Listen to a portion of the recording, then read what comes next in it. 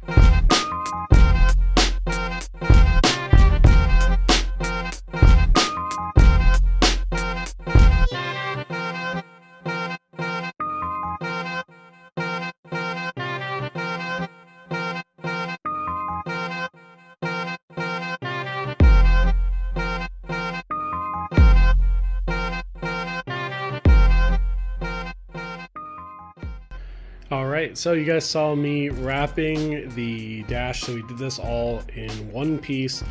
Now, it's my first time ever doing this, and I think that it came out pretty well. Very happy with how everything looks. So let's just kind of run down some of the things that I'm not 100% happy with. So right here, you can see that there's actually a little seam right here where I had to cut and fold over. I don't think you're ever really gonna see it unless you like actually stare at it. Now you might also be thinking, wow, this looks a little crazy in here. Well, that's because there's a bezel that actually goes around here, and then also your vent. So you're not ever gonna see that. Just ignore this bottom part of the dash. I obviously haven't cleaned it or anything yet, so it is still a mess. There is also another little seam right here that you can see. I might hit it with a little black Sharpie just to kind of clean it up, but you see that now. You might be like, oh my god, that looks crazy. There's actually a hole right here that I have to cut out still on this side and the other side, and that is going to be for our defrost. Another little spot that I'm not super stoked about is right here. So you can see that this kind of folds over. Now you can see a little bit of the frame right here. That was completely my fault. What I might do is just see how the bezel fits on here, because I'm pretty sure that a lot of this gets covered. And remember, we don't have the factory pad, so there are like a little extra gap. Like right here is a little extra gap. Along here will be an extra little gap, but when you have the trim and everything in here, I don't think you're going to be able to notice it at all. I think the upper portion came out really well, so we got all of our defrost ducts cut. They do look wavy. That's because there is a metal piece right here. It's how they're supposed to look. Overall, I'm pretty happy with it. There is another little spot right here that you can kind of see a little of the frame. Like I said, again, I'm pretty sure the bezel will cover all of this and you'll never see it. However, if you do end up seeing this, what we'll do is actually just cut this here, and we'll lay a brand new piece down here and hopefully be able to hide everything. Overall, though, really stoked. I do need to drill out the spot for the VIN placard, but this suede was a really good idea. I love how it looks. So if this is something you guys want to do, you can see, so the suede I have has a 1/8 inch backing, and I think that it was good. If I would have gone with a 1/4 inch backing, I think it would have been even better. But overall, very happy with how everything tucks in here. You can see right here, nice tuck. Over here, nice tuck. And then with the glove box, plastic in here, and then also the door, you're not going to see anything. All the vent ports came out really well, so very happy about that. So that's what I did on my Nissan Hardbody dash. Now this is the very first time I've ever done this. We're going to spray the bottom portion after we clean it, the plastic shell, make it look nice and fresh. It's just going to be a satin black. But what we'll do is get it all put together, and then if for some reason I just don't like how it looks with all the other trim installed, we can always redo it. We have extra fabric. It's not a big deal at all. So I hope you guys enjoyed this episode, part 2, covering the Hardbody dash, black suede. Very happy with how this came out. So the next step is we got in all the stuff we need to finish up our wiring in here. So we're going to get in here, get everything buttoned up, and we're going to go ahead and get the frames sprayed black that the dash actually bolts to, get all the HVAC stuff in there. We'll also be doing a video where I assemble and refoam all the blend doors and make sure everything looks good there. So stay tuned for that one. That'll be probably coming up after this one. I really appreciate everybody watching. I think it's awesome. So I ended up joining a new group, and unfortunately one of their members thinks that over fenders are not a wide body, which I agree to in some extent, right? So you know what we're gonna do? We're just gonna redesign the whole wide body for the truck. So I'm gonna try to go as crazy as I can, so that this way it is a real wide-bodied truck and not just something with flair. So that'll be really exciting. I hope you guys are gonna enjoy that content. I'm sure you will. Everybody loves the wide body content. So again, thank you everybody for watching. I appreciate it. Get out in those garages, get some projects done, and until the next one, a peace.